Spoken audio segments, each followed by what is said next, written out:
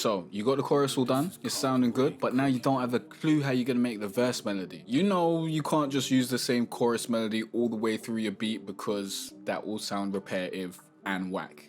And no one wants to make a song over that. So what do you do? Good news is you found this video, and I'm about to reveal 6 different ways you can turn your chorus melody into a verse melody fast and easy. But before we train for a year in the hyperbolic time chamber so we can beat up a kitchen appliance, I've got a question for you. Question is, what's the best scale to use for trap beats? Leave your answer in the comment section down below. If you don't know, don't worry, because I'll be revealing the answer later on in this video, so stay tuned. Now let's get into it. So first of all, I want to play you this chorus melody so you can see what's going on. This is from a loop from my Pop Trap loop pack that may be out while you're watching this. And then I'm going to play the verse so you can hear what I did. Then we're going to get into the steps so you can understand how you can find many different tools, many different ways in order to turn your chorus melody into a verse melody. So let's start.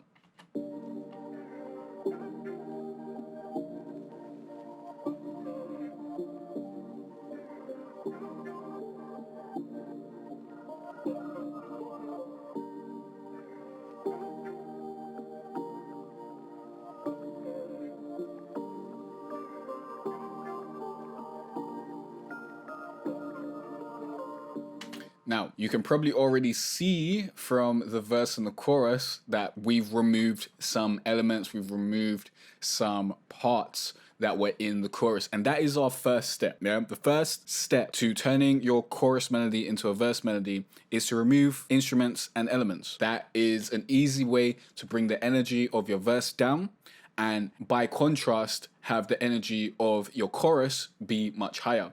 So let's quickly play this verse so you can kind of see what's going on in our verse section, and then we're going to get into the steps.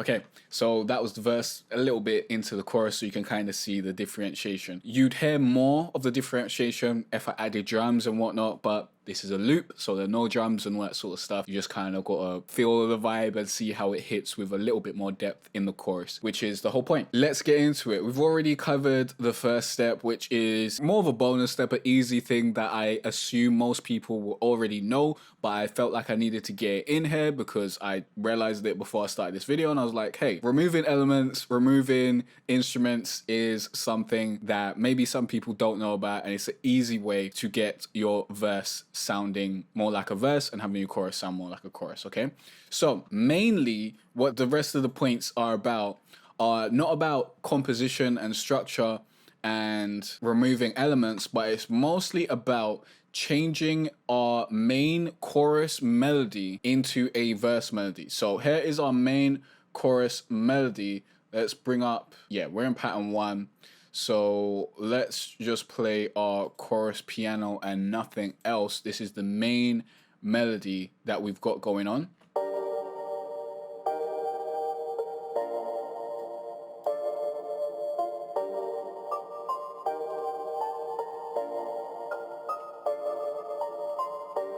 Very simple, nice ambient melody to sit in the background, not beat up your ears too much. The second step to change this chorus melody into a verse melody is to add a low pass filter. So let me bring our mixer over here. Now this is I think this is my loop mixing template, which I'm going to create as a template soon, but it's not out right now, just to let you know. But here we are going to add a FL love filter. Now what a low pass filter does is it allows the low frequencies to come through. Now you can use any EQ to do this, but we're gonna use Fruity Love Filter because it does have like a nice type of vibe to it. And we just went to the presets and went to simple low pass. Now with this, it's gonna get rid of all the high ends and basically focus on the low ends. You'll hear this a lot in a lot of music. So what we need to do is we need to bring the car frequency down.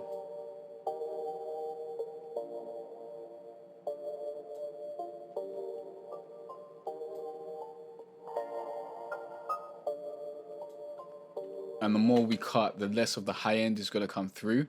But the unfortunate thing about the Fruity Love Filter is I can't actually see what's going on. So we're going to just add an FL Studio Parametric EQ2, and we're going to create our own low pass over here. So we can go to presets and see if they got a low pass over here. I'm not seeing it. So we're just going to create our own. We're going to right click over here. We're going to select low pass. And we're gonna move this over here. We're gonna go to order, make this a steep 8 and bring it to around 250.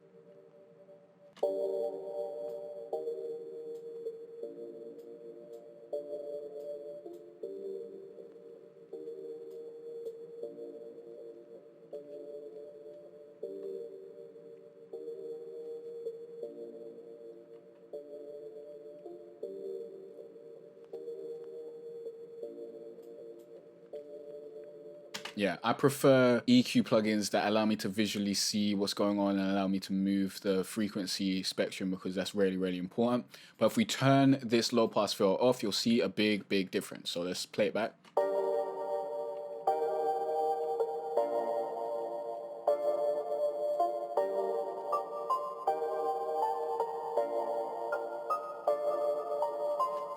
And then we turn it on.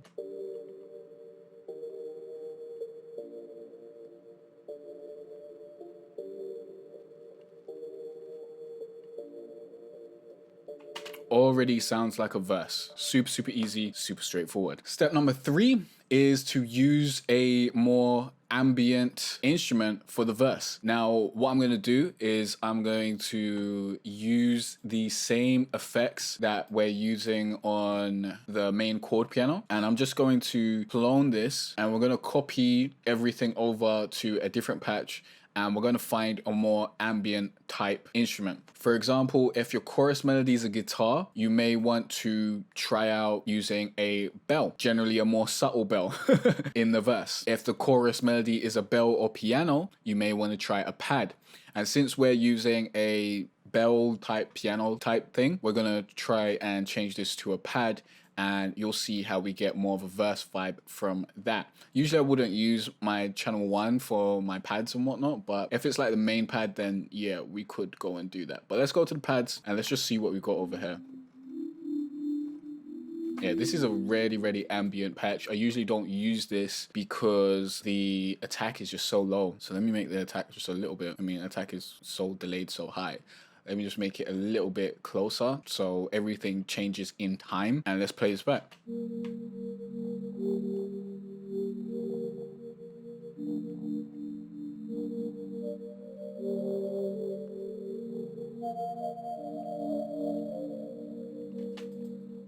Let's show you the difference. Very easy to notice the difference, right? I could show you any other pad as well. It's gonna pretty much do the same thing. Except for that. That is quite not subtle at all, is it? Let's try this one.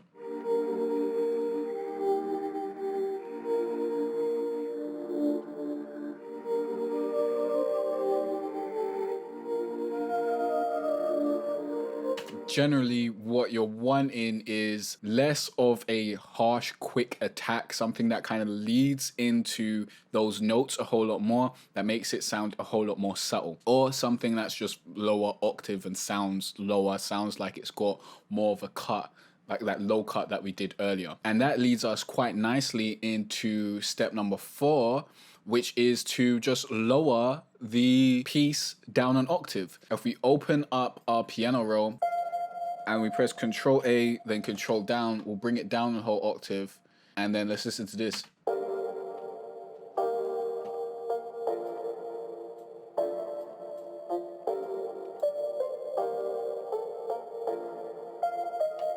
Honestly, this doesn't sound great because some of the notes just sound disgusting because they're too low. But generally, this does give you more of a verse feel than the chorus at a higher octave. Usually what I would do though is if I wanted to bring this more down, honestly, I don't remember how it sounds in the song. Let's quickly listen.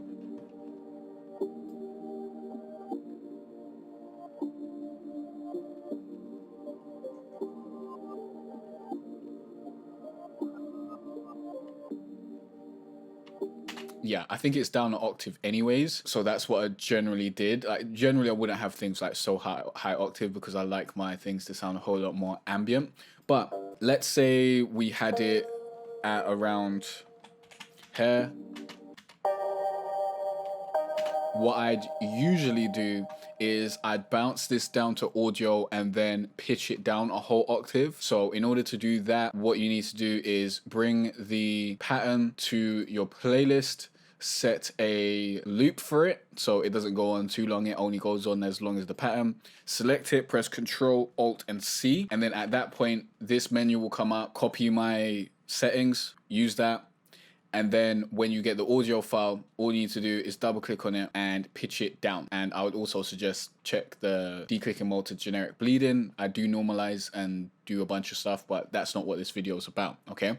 So that's an easy way to pitch your melody down and have it sounding more like a verse. However, certain instruments won't like it, innit? It works with certain instruments, and some other instruments, it won't work, innit? But if you mix and match this with other tools that I'm sharing in this video, you'll have great results. A chorus needs to feel like it has the most energy in the song. A great way to do this is to have some instruments hitting in those higher frequencies. The opposite applies to verses. A great way to differentiate your verses from your chorus is to bring the melody down an octave like I just showed you. This removes a lot of high frequencies and makes your verse sound more subtle with a little less energy than the chorus. You can learn how to make your own trap beats from scratch using my easy 9-step trap beat making formula. All you need to do is click on the link down below or go to jcarterray.com/free trap course. This course will take you from creating your melody all the way to mastering your beat, and it's completely free, so join now. You've got nothing to lose except for the opportunity to join this course because it won't be available forever.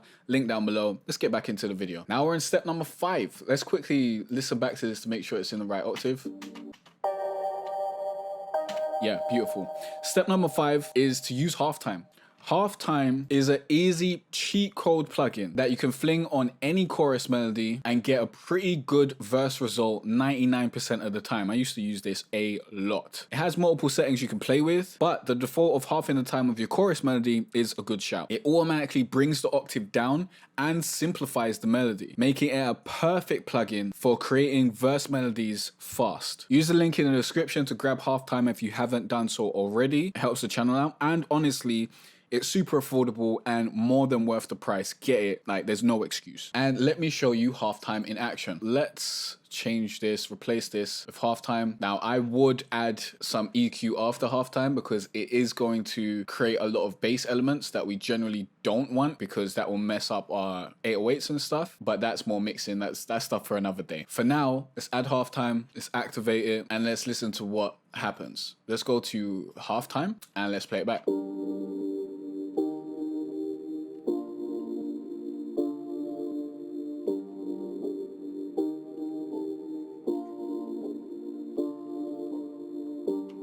Beautiful. And if you turn it off, far too high to be fair. But then if you turn it right back on, it sounds like a verse melody.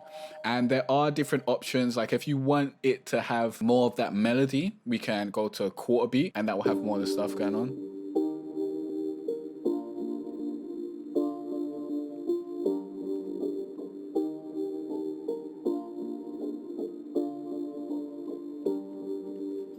But usually I'd either go half or quarter generally, and that's halftime. You can also mess with the mix and just have half of it halved. which can give you some nice texture in the actual chorus if that's what you want to do. But again, different techniques for a different video. Step number 6 is to simplify the melody and basically only use the main chords for the chorus section. Now, if your chorus section has main chords and a melody like this, for example, we've got our main chords here, and then we've got some top notes, and we've also got some top notes and a melody on the latter section of this loop. An easy way to turn this into a verse melody is to just get rid of all these top notes. You want your verse to be simpler than the chorus so the artist has space to perform. And generally, the artist is going to have more complex lyrics on the verse than the chorus. So let's play this for an example. I think I actually had this in an octave higher for the halftime step. So let me quickly play it in halftime at the octave that it's supposed to be at. And let's make sure this is 100%.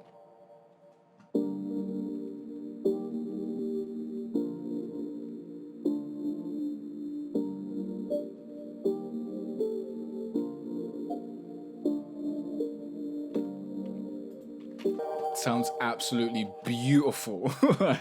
Halftime really does its job. And honestly, what halftime does is what we're about to do now, but with a little bit more pizzazz. Like, halftime will get rid of most of the notes and simplify things, but it still has some of those melodic elements from those notes, which makes it sound more interesting in my opinion. But if you don't have halftime because you didn't buy it for some weird reason, honestly, you really should get it.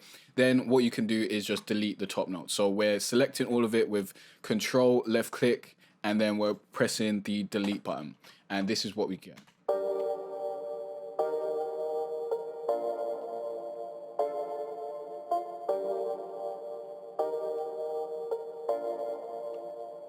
And that will serve as a good verse melody, but you don't have to stop there. You can bring it down an octave. You can use a pad or a different ambient instrument. Mix and match the 6 methods that I've shared in this video, and you'll end up with great results and great verse melodies, super fast and super easy. You'll never be stuck creating a verse melody ever again. Now, let's answer the question I asked you earlier, as I am a man of my word, and I told you I was going to answer it right now. Now, that question was, what is the best scale to use for trap beats, right? The answer is the minor Aeolian scale or minor natural scale. Let's go to view and we'll go to scale highlighting, and you'll see I'm in the minor natural Aeolian scale.